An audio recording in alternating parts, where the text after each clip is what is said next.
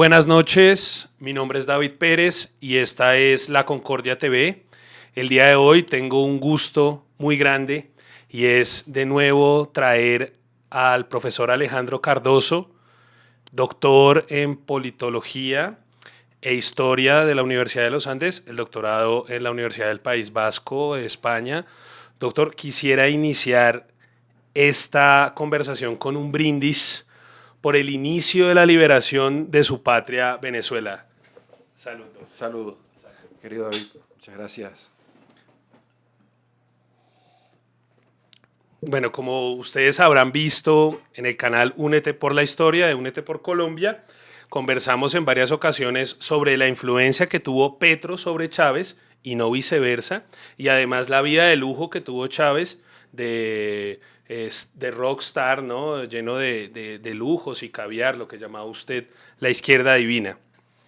Pero el día de hoy, aprovechando que usted llega de Venezuela y estuvo muy cerca de lo sucedido durante todos estos acontecimientos de la captura de Maduro, el bombardeo y demás, quisiera que nos contara, iniciando en primera medida, el génesis de la rivalidad, o más bien de las relaciones que tuvo Maduro con Trump, para poder entender cómo, gracias a Dios, lo cogieron preso, cómo fue esta intervención, por qué es válida, porque bueno, se ve desde las izquierdas latinoamericanas un escándalo, ¿no?, por la intervención norteamericana, pero no por la violación de los derechos humanos por más de 25 años. Bienvenido, doctor. Muchas gracias, David. Tu pregunta de inicio es muy apropiada para, de una vez, hacer una intersección temática polémica.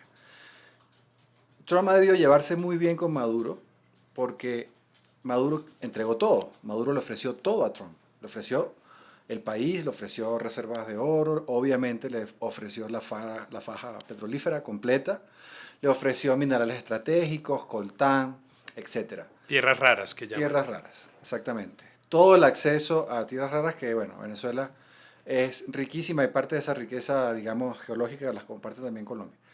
Pero Trump no aceptó. Pero eso no se explica por qué sí aceptó a la vicepresidencia en los hombros de Delcy Rodríguez, que es un gran debate interno dentro de los que celebramos la liberación de Venezuela. Porque Trump, a expensas de las dádivas de Maduro entreguistas, súper entreguistas, más que cualquier otro gobierno de la democracia o gobierno como llamaban los chavistas piti-yanqui de Venezuela, Maduro sí quería regalarle el país a Trump a cambio de su status quo. Trump no lo aceptó porque vio además en Maduro el símbolo de la debilidad de Estados Unidos. Maduro simbolizaba la debilidad de Estados Unidos durante las administraciones demócratas. Maduro para Trump era una cara de Biden, una cara de Obama, una cara de Kamala, ¿cierto? Sí. En ese sentido él tenía que remover eso porque Maduro es producto de la atolondrada política exterior demócrata. Lo remueve, pero se entiende perfectamente bien con Delcy. Por lo mismo, Delcy le ofreció también todo a Trump. Porque María Corina Machado ha tenido un diálogo menos armónico y ha tenido menos ventanas dentro de la operación de liberación de Venezuela. Porque inmediatamente no fue convocada. Hay razones estratégicas, obvias, y ahí podemos prenderle una velita a Marco Rubio, que sí entiende muy bien la región. Primero había que apostar a que el chavismo se desarme a sí mismo. Un proceso de autofagia. Sí. Una autofagia entre ellos. Y que además poner de inicio a María Corina sería iniciar una guerra civil, o por lo menos una resistencia insurgente difícil de tratar, ¿no? Yo diría que sería pues enfrentar un aparato, ni siquiera militar, un aparato policial delictivo, que es un poco lo que es el chavismo en el fondo. El chavismo realmente son policías y malandros, ¿no? El chavismo no es una fuerza militar que evoca a los pretorianos. No, el chavismo realmente termina siendo una fuerza paramilitar, policial, malandra, colectivos. Claro. Una mezcla muy extraña, ¿no? Es un blended muy extraño. Sí.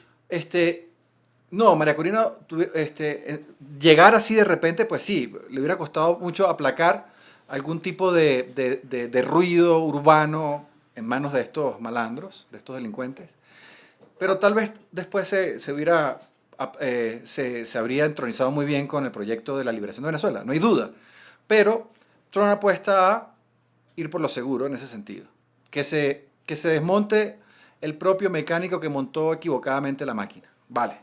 Que haya un proceso de autofagia, que se empiezan a comer entre ellos, el padrinismo, el diosdaísmo y el rodriguismo, ¿no? Que empiecen ellos a comerse por el poder y por lo que sigue repartiéndose en riqueza en el país, que es Y muchísimo. el temor de las traiciones internas, ¿no? O Hombre, sea, ahí este sí. juego de a lo Game of Thrones, de quién traiciona a quién quiere el poder, porque me imagino que la paranoia ahorita de la nomenclatura chavista debe ser tremenda. Sí, un Game of Thrones muy cutre, pero sí.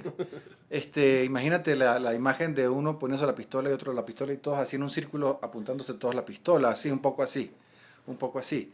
Este, por ejemplo, en esa misma, haciéndole, cultivando tu propia intervención, echándole más abono, Diosdado, Diosdado Cabello. Todos saben que es supuestamente el hombre duro, el que queda, el difícil de remover, la pieza complicada. No, Diosdado está sobrevalorado.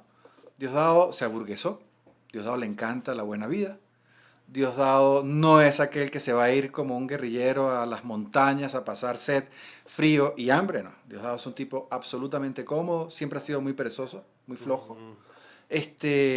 Y eso, muy aburguesado.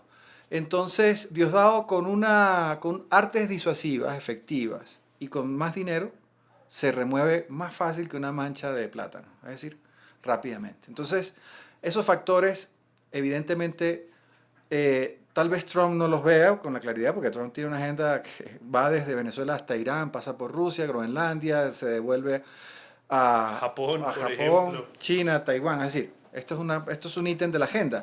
Solo que, David, el nuevo proyecto geopolítico de Trump, la gran estrategia, de Grand Strategy, como se denomina en términos geopolíticos, comenzó en Venezuela. La gran estrategia del trumpismo comenzó en Higuerote, un pueblo periférico, playero muy bonito de Venezuela, donde estalló la primera bomba. Y en el momento en que tú digas, iremos a esos detalles del bombardeo, porque Claro que sí, sí, hay sí, sí. muchísima... En ese detalle vamos a comprender todo lo que... La operación de Caracas no es solamente haber extraído a Maduro exitosamente, de una forma además, fue una obra de arte. Sí. No solo eso, sino que esa fue la galería donde se hizo la Expo USA 2026. Bueno, lo hablaremos más adelante al detalle de la operación, que lo vamos a abordar un poco Algunas más cosas adelante, el que tema de tuvimos. las armas sónicas, etcétera. Pero yo quisiera que desmontáramos un mito que suena muchísimo, y es que Trump está enloquecido por robarse el petróleo de Venezuela. En mi opinión, ya el petróleo de Venezuela venía siendo extraído por multinacionales norteamericanas, por ejemplo Chevron, ¿no? Sí, sí. Entre otras, ¿cuáles? O sea, no es que el petróleo venezolano se sacara para los venezolanos, no, el petróleo venezolano, tengo entendido, se sacaba y se exportaba o lo sacaban también norteamericanos. Esa pregunta tuya o abrir ese punto, mejor imposible. Estados Unidos no necesita petróleo. Estados Unidos no es deficitario de energía. Todo lo contrario. Estados Unidos vende energía. Y Por le primera compra a vez, Canadá por miles primera y vez, miles de barriles, ¿no? por De primera- Alberta. No, y además, sí, por supuesto que tiene Canadá, que las reservas canadienses son muchísimo menores, pero y el costo operativo del petróleo canadiense es un poco alto. Pero no solo eso, sino que Estados Unidos es excedentario en petróleo. Entonces, ese cliché de que se tomó la riqueza de Venezuela, no. Esa operación de control del petróleo venezolano es para negarle el petróleo a China. Eso es. La Y a Irán. estrategia es negarle el petróleo a China porque con esta operación, China, el 75% del petróleo más o menos que consume China viene de Irán y de Venezuela, un poco. Luego también ruso. Pero la cartera petrolera, perdón, la canasta petrolera china depende mucho de productores extrabloque asiáticos. Si Trump le niega ese petróleo a China, que es lo que pasó a partir del 3 de Sí. enero, lo que está pasando, está retrasando la IA china una década. La IA consume demasiada energía. Está retrasando la invasión de Taiwán 50, 100 años. ¿Y esto no sería también negociado con Putin en torno a, primero, que Rusia tiene unas reservas gigantes que también le vende a China, ¿no? Y este intercambio, digamos, este trueque de dame Venezuela, te doy Ucrania, lo que estás buscando, ¿se puede hablar también o no?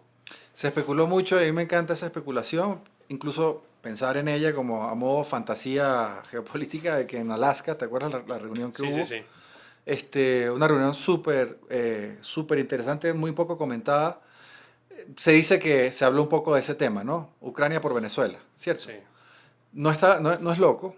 Recordemos la doctrina Brezhnev. La doctrina Brezhnev nos dice que... Brezhnev, aquel perdón, premier sí. de la Unión Soviética, para que entremos en contexto, Sí, premier soviético sobre los 70. sí, de los 70 a los 80, después de Nikita Khrushchev, Sí, sí, sí. de la caída en desgracia de Nikita. Brezhnev tuvo una excelente relación con Nixon. Sí. Aquí vamos a provocar a la audiencia. Nixon fue otro gran presidente de Estados Unidos. Polémica esa afirmación. Sí, Pero ya lo hablamos en la ocasión, en la en el seguramente. Yo, podcast yo cuando me anterior. despierto, lo primero que le digo a mi esposa es que Nixon fue un gran presidente. Entonces, seguramente ya lo hemos hablado. Este, Nixon y Brezhnev acuerdan no meterse en sus respectivas áreas de influencia. Y es el momento en que la Unión Soviética deja de apoyar las guerrillas latinoamericanas. Sí. Y es el momento en que Estados Unidos deja un poco al margen el espionaje, la inteligencia en Europa Oriental, en el Pacto de Varsovia. Eso es respeto a las áreas de influencia. Doctrina Brezhnev. Bueno, estamos en una nueva doctrina Brezhnev, solo que esta vez viene a petición de Donald Trump. Parte de un poco la doctrina Monroe 2.0. Guardando justas proporciones, ¿no? Porque, bueno, la Unión Soviética no es comparada con la Rusia actual.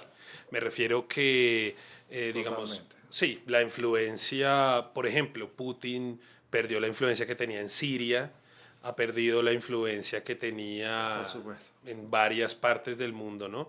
Bueno, Venezuela, Siria, no sé cuál más. Y pues en esa época sí había como un poder mucho más equilibrado, ¿no? Un mundo bipolar. Sí, era el paraíso del equilibrio. El status quo que yo añoro y que todos añoramos hoy, ¿no? Porque era un sistema predecible. Sí, Había un equilibrio de poderes donde además había una autovigilancia mutua. sí, sí, sí. Entonces, los norteamericanos vigilaban los derechos humanos en Europa Oriental y los soviéticos vigilaban, no los derechos humanos, que es un tema que a los rusos nunca les ha interesado mucho, pero sí vigilaban algunas cosas del colonialismo, por ejemplo, europeo en África, se me ocurre. Es decir, había una autovigilancia para poder tener un discurso moral que decir en la reunión anual de Naciones Unidas, o por ejemplo, o en cualquier foro internacional. Esa autovigilancia nos dio muchísimo equilibrio y fue muy predecible el escenario en ese momento. La Guerra Fría fue la edad de oro de la diplomacia, donde la diplomacia sí valía algo, ¿no? Donde los foros de conversación internacional sí tenían un peso, donde las potencias se jugaban el prestigio respecto a derechos humanos, respecto a igualdad, respecto a oportunidades de las clases desfavorecidas, etcétera. Toda esa agenda que ahora está totalmente trastocada por los valores posmodernos, esa agenda en la Guerra Fría estaba muy clara. Sí, sí, sí. Profe, yo creo que dimos un contexto de la geopolítica, pero no quisiera que finalizáramos este contexto sin qué es la doctrina Monroe, ¿no? Se habla mucho, Correcto. entiendo que Colombia estuvo perjudicado de ella con el tema de Panamá, ¿no? Discrepo un poco con usted en torno a Estados Unidos como como bonachón, podríamos decirlo, ¿no? Porque ellos persiguen sus intereses. Claro, obvio, tampoco. O sea, aquí no hay santos. Por supuesto. Lo que pasa es que Estados Unidos tiene una fase muy interesante y muy poco conocida durante, digamos, el último respiro de la doctrina Monroe, que fue el legalismo imperial, citando a Benjamin Out.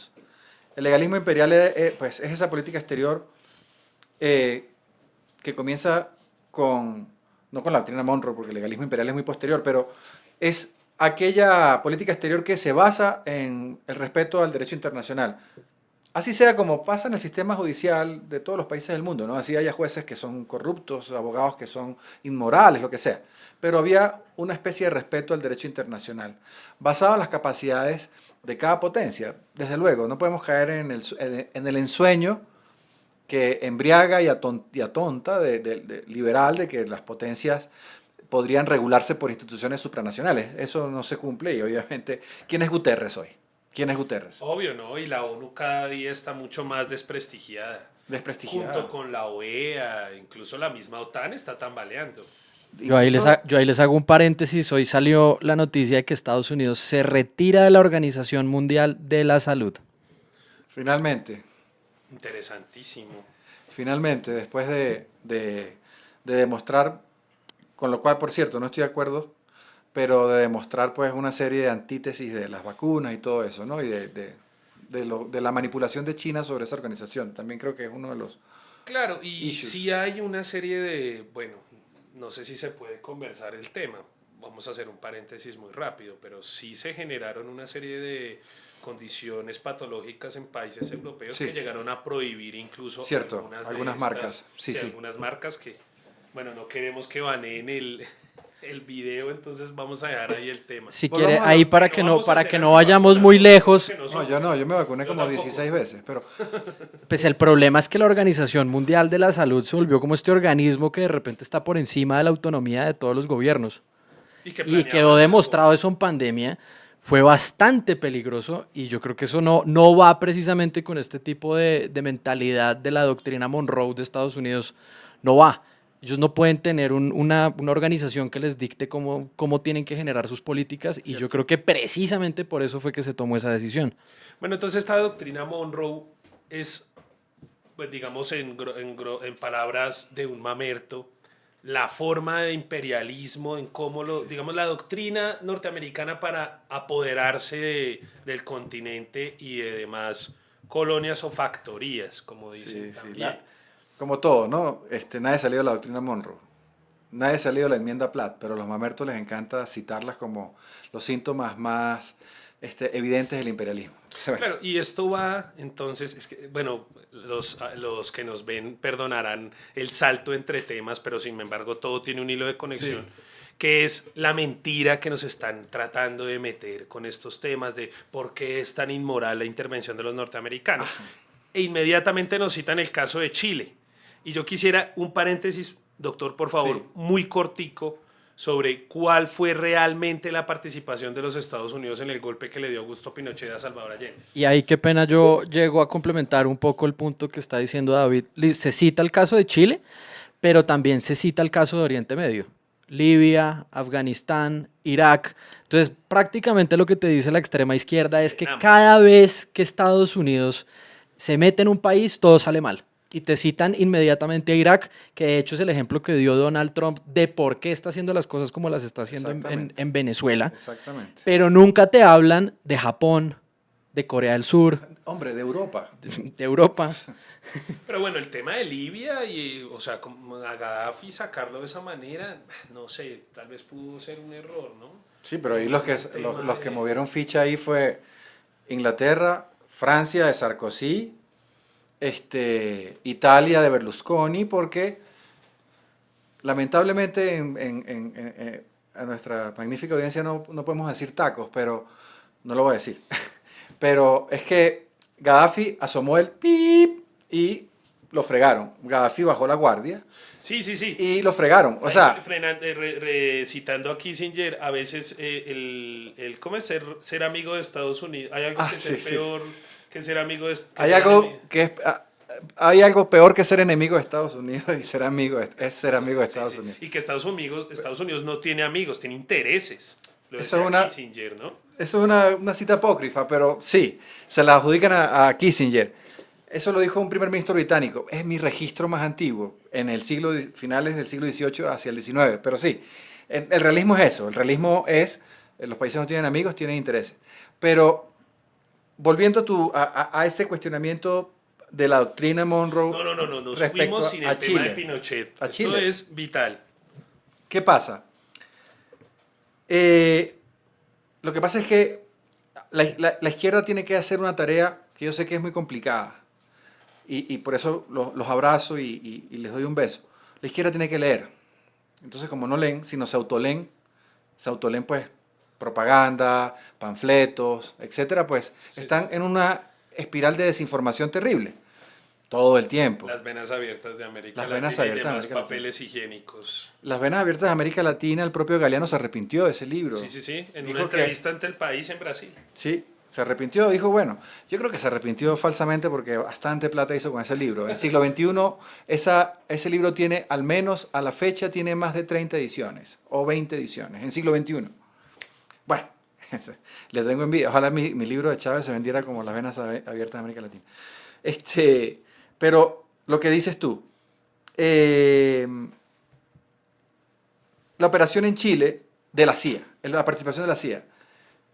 El presupuesto que aprueba Nixon vía Kissinger para la operación que se llamó Belt algo, no recuerdo el segundo nombre de la operación, Belt, cinturón algo, fue un presupuesto como para comprar las Coca-Colas y los sándwiches de la estación de la CIA en Santiago. O sea, un presupuesto irrisorio, no llegó a 3 millones de dólares. El presupuesto de la Dirán que en KGB... esa época 3 millones de dólares, ¿no? Ah, bueno. 3 millones de dólares no sea un golpe de Estado. Hombre, por supuesto que no. Y a la época, 6 millones de dólares hoy. Ya es muy sencillo, es duplicarlo. Pero nadie revisa el presupuesto de la KGB, cuyo agente número uno, el más importante, el que tiene la nomenclatura más destacada en los archivos de la KGB, era Allende. Eso no lo estoy diciendo yo. Eso lo dice una publicación que la compartí en la maestría con ustedes, del archivero de la KGB, Así es. guiado con un profesor de Stanford. No, Stanford no, se me va ahorita. El que recibe los El archivos. lituano. No, Sí. que estaba en Lituania cuando recibió los archivos. Exacto. Eso está publicado, exactamente, inglés. Eso está publicado y Mitrokin es el archivero, Sí, sí, sí. y en cualquier otro momento damos el dato del libro, porque el libro se consigue. Ahí está Allende como el agente más importante de la KGB, con sueldo, con paga, obviamente con consejería, advisors, con todo, para llevar a cabo todo lo que fue la toma del poder en Chile. Allende sí, ciertamente va a unas elecciones democráticas, pero ¿cuál fue la diferencia en votos? Fue mínima. Tanto así que Allende en algún momento, y ahí me hace pensar y recordar a Nicolás Maduro cuando gana las primeras elecciones, que el margen fue tan pequeño que Maduro dijo, bueno, repitamos las elecciones. Solo que su candidato opositor, que se llama Enrique Capriles, no tuvo el coraje para tomarle la palabra y seguir adelante con eso. Allende pasó lo mismo. Él incluso en algún punto dijo, habrá que repetir las elecciones por el margen tan pequeño, lo cual iba a ser un caos, Claro. ese gobierno. Y bueno, finalmente se deja convencer por la KGB, como decían en el Kremlin. Nuestro mayor símbolo actualmente es Salvador Allende, porque ganó y va a ser la revolución socialista por los votos. Y ese era el valor de Allende, haber llegado al poder de esa forma. Luego viene toda una política económica desastrosa. Nacionalización del cobre, incluso que son las mismas mujeres, ¿no? Interesante, que esto sí no... Es decir, me parece que el feminismo actual no representa en realidad el sentimiento de la mujer al estar desnaturalizada, me hago explicar, me hago entender. La mujer chilena iba con bolsas de maíz a tirarle maíz a los militares para que dieran el golpe porque no tenían con qué darle de comer a sus hijos. Sí, sí. Y para decirles gallinas, ¿no? Exacto, claro, por supuesto. Exacto. No, la mujer, la verdadera mujer de los grandes cambios globales, la verdadera mujer de la lucha real, el feminismo contemporáneo no la reconoce, ¿no? Claro. De hecho, creo que no han leído sobre ella. Es la que estamos viendo hoy en día en Irán. Exactamente. Prendiendo un cigarrillo con el rostro del ayatollah. Esa va a ser la próxima franela que traeremos a este programa. Vamos a estampar en una remera, en una camiseta, esa. Porque es que a las feministas les encanta el feminismo en los países libres, pero nunca han querido meterse en el tema de Oriente Medio. Bueno, es que el feminismo, de por sí el progresismo es muy hipócrita, ¿no? O sea... Y yo creo que está muy aburguesado. Sí. El feminismo le gustan las cosas muy exquisitas, el progresismo, perdón. Y es difícil. Hacer la revolución con whisky, 12 años, es complicado. La revolución se hace aguantando sol y lluvia. Ellos no aguantan sol ni lluvia. Por supuesto. Ya dimos un recorrido por la geopolítica, desmentimos varias cosas. ¿Qué es la doctrina Monroe? No hemos dicho la doctrina Monroe rapidísimo, no la hemos La explicado. intervención en Chile. Saltamos a la intervención en Chile, ya la explicamos, fue una intervención bastante cómica, no la hacía, poco tuvo que ver, ahí lo que hubo fue pésimas políticas económicas, desastrosas. La doctrina Monroe, que el día que el presidente Trump anuncia el éxito de la batalla de Caracas, el 3 de enero, dice la doctrina Donroe, para adjudicarse un poco que él está llevando más allá a la doctrina Monroe. Bueno, aparte de ese chiste, la doctrina Monroe, que a la izquierda le encanta citarla como una especie de bandera descriptiva del imperialismo, es el discurso de despedida del presidente James Monroe, que de paso lo redacta John Quincy Adams, su vicepresidente. O sea, la doctrina no es de Monroe ni siquiera. Estuvo de acuerdo en leerla como discurso de despedida, Sí. pero atajando rápidamente una situación que era una amenaza posible, que era la invasión de las potencias europeas, las viejas potencias europeas, nostálgicas del recién perdido poder en las Américas, que fueron los hijos de San Luis. Es decir, la invasión de Rusia, del imperio zarista, de Francia y los imperios aliados, y Fernando VII, España, hacia las Américas. Era volver a reconquistar el Nuevo Mundo. Y es donde dice el presidente Monroe, en la pluma de John Quincy Adams, América para los americanos. Ya las potencias extrabloque no tienen vida acá. Esa doctrina no la leyó nadie en ese momento. Esa doctrina estuvo en los escritorios de las cancillerías europeas, pero nadie les paró mucho. ¿Vale? Sí. ¿Por qué? Porque esa doctrina realmente quería adelantarse a la declaración del primer ministro británico, que no quería acompañar ni a España ni a Francia, en ese momento aliados, a la invasión de América. Pero Inglaterra no sabía cómo desquitarse de esa alucinación aventurera de las monarquías, de la pentarquía, de las monarquías europeas, digamos, regresivas. Y entonces, astutamente, tanto el Departamento de Estado como la Cancillería o el Foreign Office británico quisieron ver quién se desligaba primero de esa aventura europea. Y Monroe lo que dice, bueno, anunciando esto, Estados Unidos marca un antes y un después del imperialismo nostálgico europeo. E Inglaterra se desmarca de aventuras nostálgicas, porque Inglaterra lo que quería era un mundo libre, comercio libre, Claro. y expansión de la talosocracia, el poder en los puertos, el poder del naciente Potencia capitalismo. Atlántica. Exactamente. Entiendo, listo. Ya ahora sí, entonces vamos al meollo del asunto. Ya entendimos la relación y es que Maduro venía bajándose los pantalones desde hace tiempo ante Trump, pero yo quisiera entender cuál fue ese punto cúlmine, cuál fue esa chispa que provocó que Estados Unidos dijera, bueno, ya vamos a sacar a este canalla, no nos aguantamos más este tipo, que voy a citarlo a usted para hacer un paréntesis muy rápido. Maduro no era ningún imbécil, ¿no? O sea, era un actor de este tipo, nos lo contaba usted en un podcast anterior. Los invito a que en el canal Únete por Colombia busquen los dos programas que tenemos sobre la relación de Chávez y toda la historia que tomamos de una manera sucinta, pero muy valiosa, donde se explica que Maduro, bueno, no era ningún tonto. ¿Por qué Maduro o cuál fue esta chispa para decidir, teniendo en cuenta también las negociaciones previas para su salida? ¿Cómo fue toda esta situación? Maduro tiene, en la reinvención de su personaje, como decías muy bien, David, Maduro es un personaje, es decir, Maburro es un personaje que él se inventa. El tontorrón que se equivoca con los panes y los penes, el tontorrón sin modales que saca del escritorio presidencial, un escritorio que tiene casi 200 años, por cierto, unas empanadas, para que la gente se identificara, ¿no?, con lo ruin de los malos modales.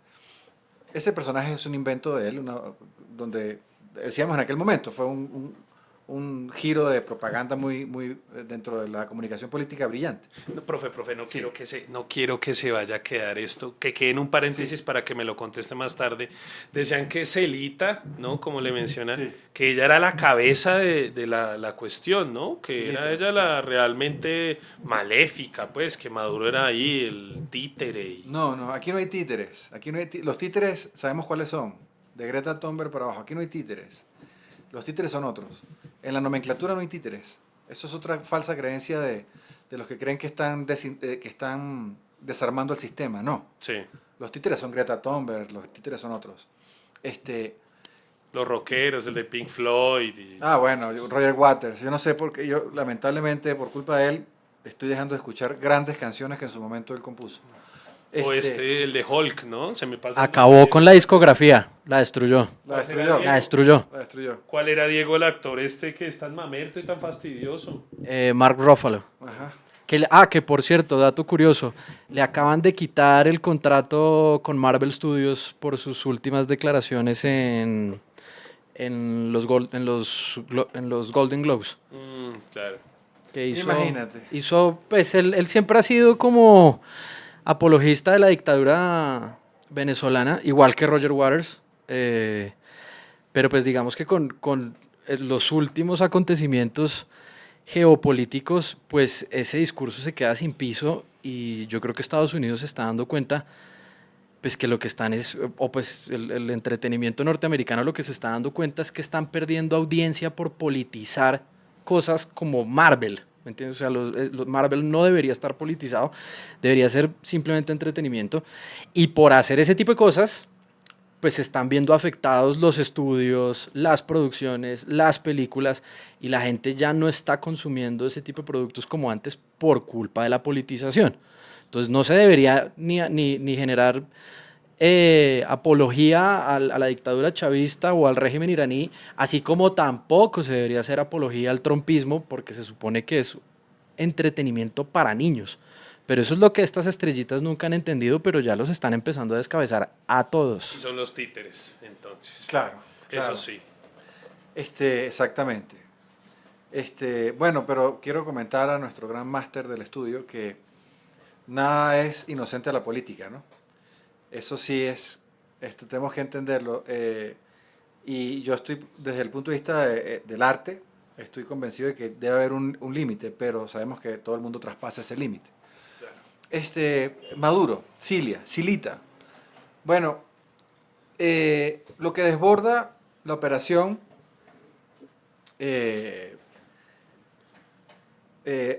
Absolute Resolve, lo que desborda esa maniobra quirúrgica, después vamos a comentar lo que... No, ya vamos a entrar al detalle. Por favor, recuérdame la galería, recuérdame esta palabra, ¿no? La galería. Caracas fue la galería Sí. de ... la gran estrategia. Pero Maduro desborda no la paciencia de Trump, yo creo que todo estaba muy claro, por lo que tu pregunta se responde con esto. Para Trump, Maduro no era Nicolás Maduro Moros, el dictador autocrático venezolano de casi 2 metros, no.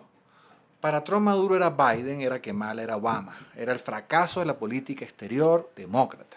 Tenemos que entender eso. Entonces él tenía que remover ese tumor enquistado que dejaron los demócratas.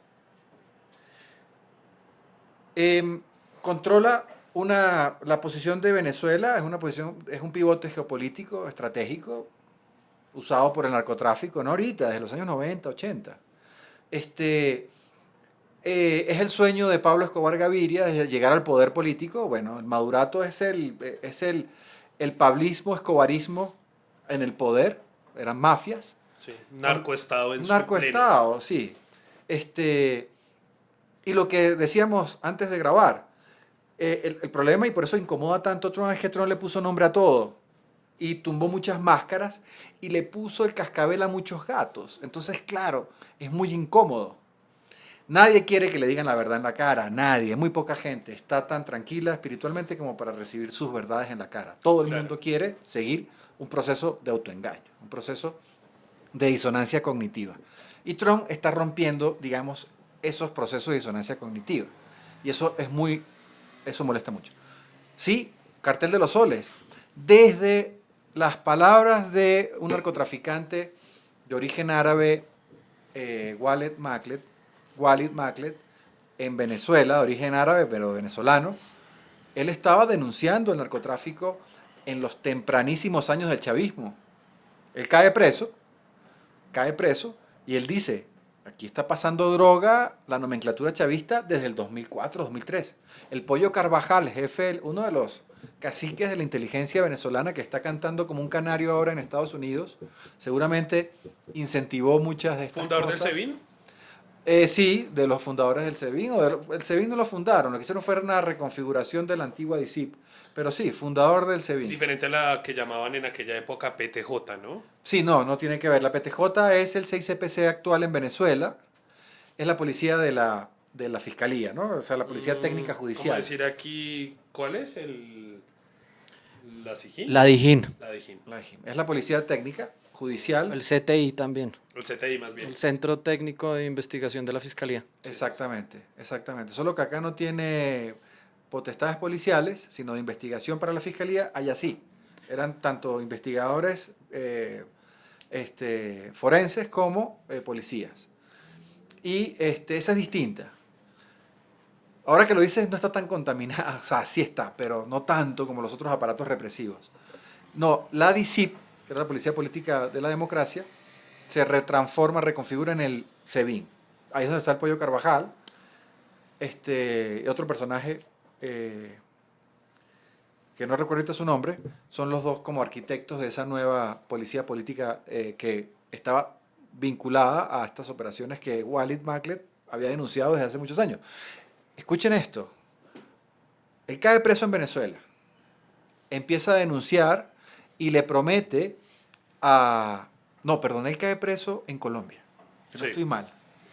Sí, señor, y lo entregó Juan Manuel Santos. Exactamente, él empieza a denunciar. Ese fue el gran regalo del santismo al régimen chavista. Ahí está. Le entregaron dos, Walid Maklet y el otro fue el activista Sí, que torturaron. Lorenz Saleh. A Lorenz Saleh, pero el más grave fue Walid Maklet. Exacto, no, pero que yo voy a hacer yo el programa. O sea, aquí estamos como es magnífico. Este backup no, es fundamental. Mis clases deberían ser así, con un backup así. Con el whisky y todo. Ah, no, bueno. Es que estamos de festejo porque Sí, no...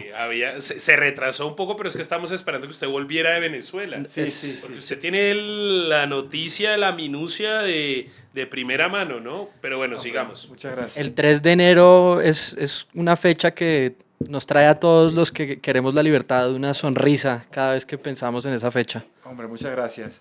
Yo quiero proponer el 3 de enero como que para el próximo calendario venezolano, que todavía no es posible porque está Delcy, es decir, la nomenclatura sigue en el poder, pero cuando deje de estar esa nomenclatura, el 3 de enero será el Día de la Liberación. Claro. El 5 de julio, Día de la Independencia, el 3 de enero, Día de la Liberación, que es muy diferente. Es muy diferente, como conceptos políticos. Bueno, Walid Maklet, bueno, ya lo dijo perfectamente claro, fue un regalo del santismo. Maklet venía denunciando eso y por eso el santismo se lo reobsequia a Venezuela. Es decir, el cartel de los soles venía sonando desde hace muchos años, pero hasta que no dijo Trump, ven acá, les voy a hundir unas 20 narcolanchas para que se den cuenta que no están transportando atún con 4 motores fuera de borda, Yamaha de 500 centímetros cúbicos. De De $200,000 por motor. O sea, eran unas pequeñas Forerunner en el agua. O sea, ¿Y quién pesca a esa velocidad tan yo no sé absurda? quién, ni siquiera los peces pájaros se pueden agarrar a esa velocidad. Sí, así es. Entonces, hasta que Trump no desenmascara esa operación, nadie habló abiertamente de un narcoestado. Entonces Trump está molestando a mucha gente, está molestando a la Unión Europea, porque la Unión Europea fue el anfitrión natural del chavismo. Así El es. gobierno socialista de España abrazó a Delcy Rodríguez, está el Delcy Gate, que yo creo que va a ser una de las... El tema de los maletines llenos de oro. Exactamente. Oro venezolano, mineral, hablando literalmente de lingotes, y euros, billetes, etcétera. Y no olvidemos que el progresismo europeo permitía o financiaba, por ejemplo, grupos terroristas acá en Colombia, que les permitía en Suecia, Holanda, vender camisetas con los logos de aquellos grupos que no quiero ni mencionar. Exactamente. Y bueno, y hay que ponerle un nombre no, hay que enlazar todo esto con la política exterior demócrata. estamos hablando de Obama,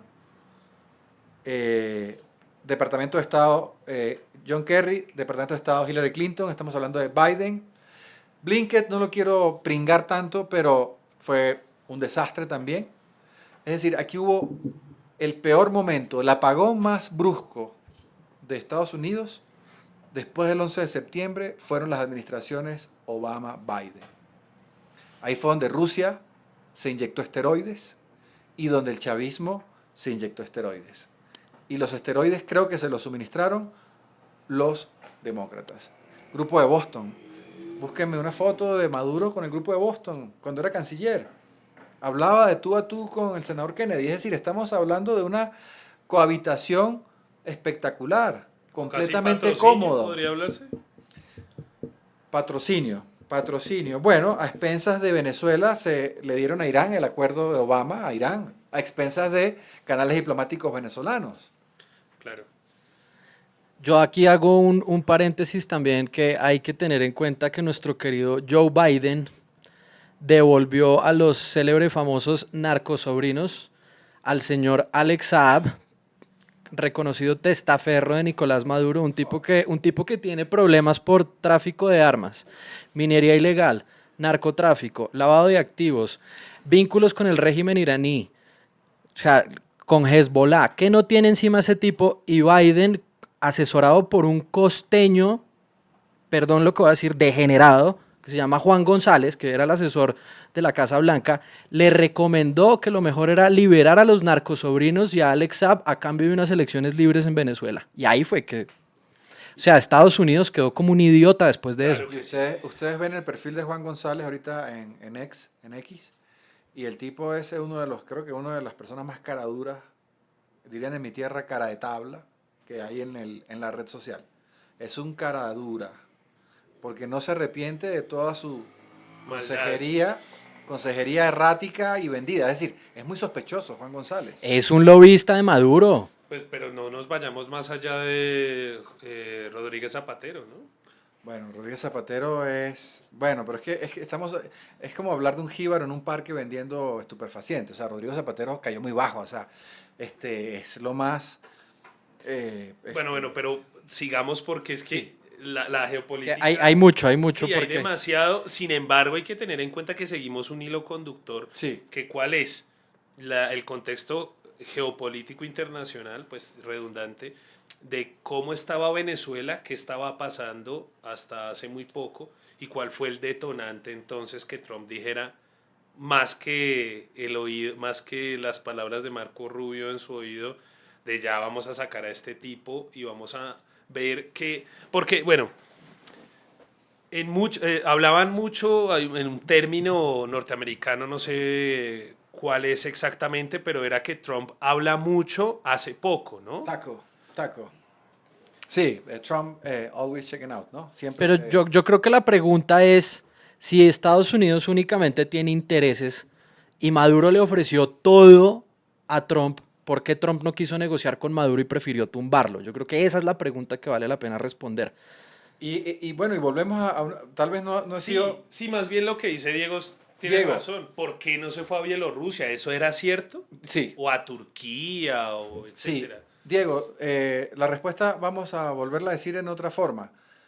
Maduro representa todos los errores y todos los pecados capitales de los demócratas. O sea, O sea, básicamente fue una forma de desquitarse de los demócratas. y una forma de demostrar que, hombre, ya hasta acá llegamos. Hasta acá llegamos. O sea, la tolerancia delictiva tiene un límite, ¿no? La Y tolerancia... mostró los dientes y mordió, ¿no? Exacto. También para revertir un poco ese chiste de taco, ¿no? De Trump siempre se acobarda, ¿no? Revertir un poquito esa idea. Y tres, la galería, que es a donde quería llegar contigo.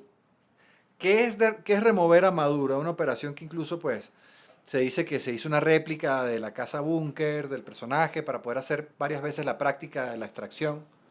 Sí. Se dice que se usaron armas sónicas y ayer hubo Estos un detalles, informe. doctor, Sí, yo señor. quiero que los toquemos en la segunda parte perfecto. de la Perfecto. conversación.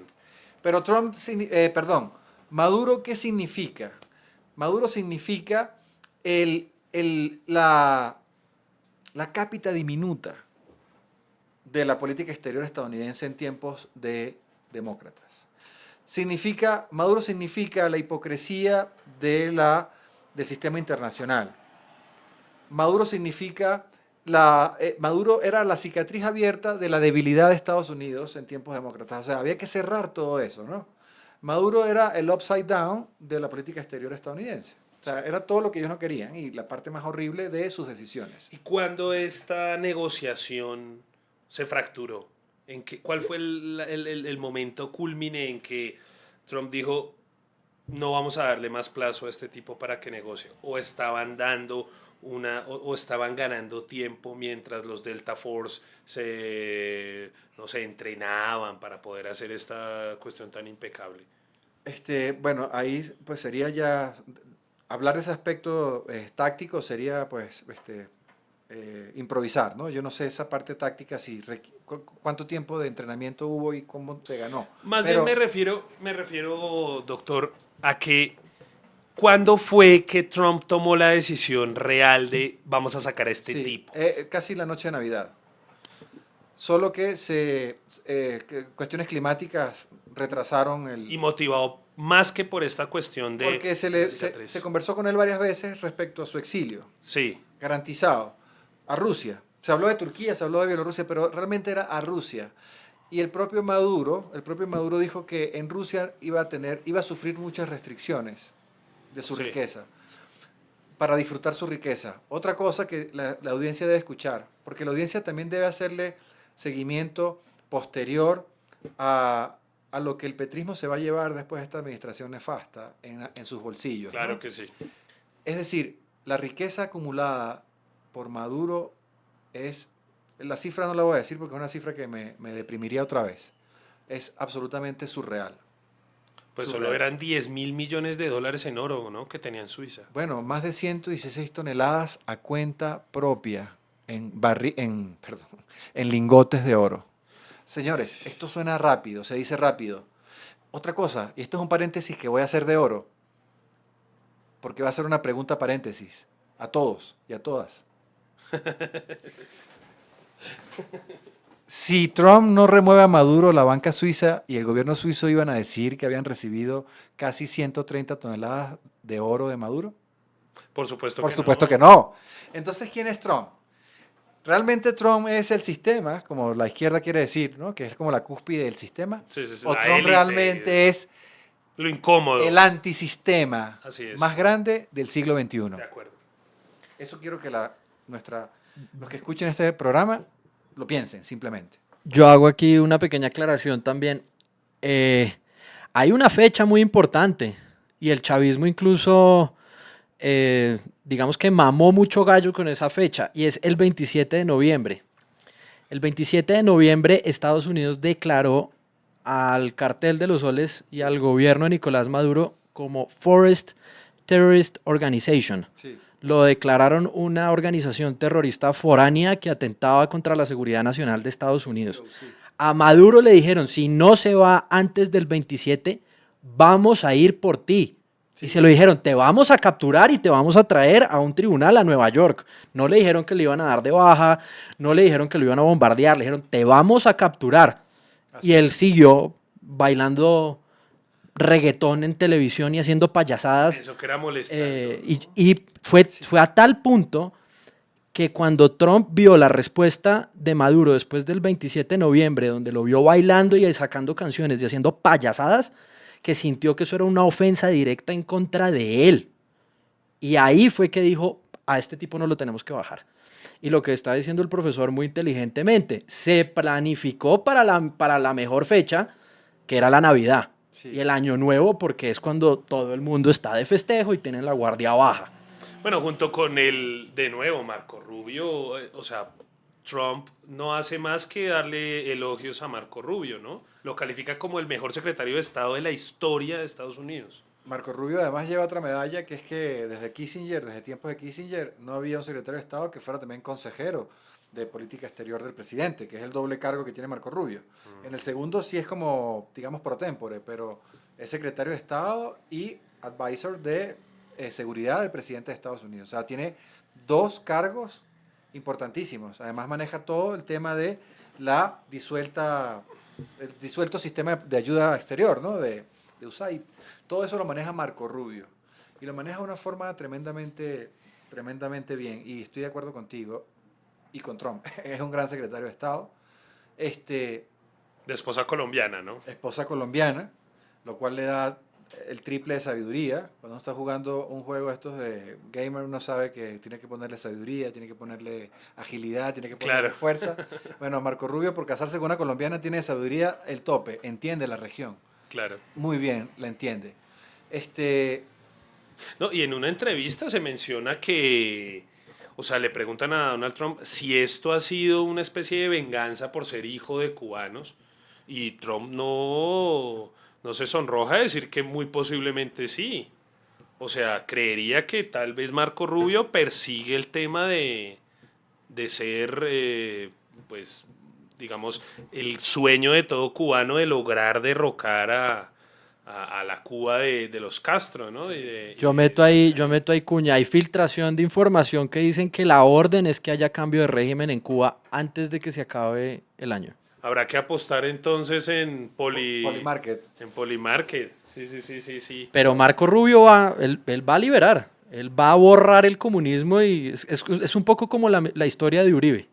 Víctima de la guerrilla, entonces él es el llamado Sí, es a justicia eliminar. poética. Exacto, es el llamado a eliminar a la guerrilla en Colombia. Y en el caso de Marco Rubio, un exiliado cubano que no sé si llegó en balsa, pero llegó en la mínima. Y es ahora entonces. Él nació en... Sí, sus padres llegan en los años 50 a Estados Unidos. Él es nacimiento primera generación. Ah, O sea, lo cual le da mucho más valor a todo. Claro. O sea, prefiero esa épica que cualquier otra. O sea, hijo de migrantes en los años 50. Inmigrantes, no Bacardí. O sea, no los grandes No. migrantes. sí, No, sí, sí, sí, sí. viene de abajo. De que su mamá limpiaba casas y su papá tenía un trabajo también bracero. O sea, y lo educaron con ese esfuerzo. Y es por eso es que decía Reagan, es que los latinos son republicanos, pero no lo saben. Es ese esfuerzo por creer en la familia, Sí. en la propiedad privada y en el desarrollo de esos valores en cuanto a religión, en cuanto a compromiso con el propio ethos, ¿no? Y eso es Marco Rubio. O sea, Marco Rubio es la evolución exacta del Estados Unidos que no representaba a Kemala, porque Kemala hablaba de un Estados Unidos Multiculturales, sí. que yo aplaudo el mestizaje, yo soy mestizo, lo aplaudo y lo aplaudiría siempre lo voy a aplaudir, pero el mestizaje que representa Kemala no lo quiero. Quiero el mestizaje que representa Marco Rubio, que es la armonía con la fundación de Estados Unidos, que es ese término de crisol. El crisol Claro, así fue la es, metáfora Así es. de Estados Unidos durante el siglo XIX y XX. Crisol de razas. Sí. No aceptar antivalores porque sean foráneos, como, no sé, el Islam, no. Es la mezcla de razas para llegar a armonizar con la que te está recibiendo. Y esa es la exigencia de Trump en temas migratorios. Finalmente es esa. Sin embargo, o sea, con base a eso, Trump estaba recibiendo muchísimos inmigrantes de Sudáfrica, ¿no? Sí. Aquellos hijos de los farmers, de los Boers. de los hijos de los holandeses que eran farmers, granjeros, sí. pues. Doctor, yo quisiera que dejáramos hasta aquí para que los que nos están escuchando, esto es siendo sincero, esto es una cuestión más logística, porque esto se alarga mucho y quisiera que la segunda parte, que es tan vital, se parta y se entienda desde un inicio en otro video. Pero vamos a seguir acá. Entonces esto es un pequeño break y la segunda parte viene con los detalles de la operación, los detalles que usted vivió, porque usted estuvo en Venezuela y eso quiero que lo tengan muy en cuenta. Estos son cuestiones de primera mano. Yo como Rafael Urdaneta, que fue presidente de la Gran Colombia, yo después de la guerra me volví otra vez a la patria, a Colombia. Excelente. Y finalizamos con algunas especulaciones geopolíticas en torno a Irán y Groenlandia. Perfecto. Muchas gracias. No, señor. Muchísimas gracias, doctor, por Muy amable venir. por recibirnos. Un brindis muy interesante que lo teníamos pendiente por el inicio de la liberación de Venezuela, y a todos aquellos que nos están viendo, que nos están escuchando en La Concordia. Estamos unidos también con Únete por Colombia. Son nuestros dos canales que estamos llevando a cabo, que estamos acá desarrollando con unos personajes interesantísimos, con unos invitados tremendos que no bajan de doctorado, como ustedes ya lo han podido ver. Muchas gracias.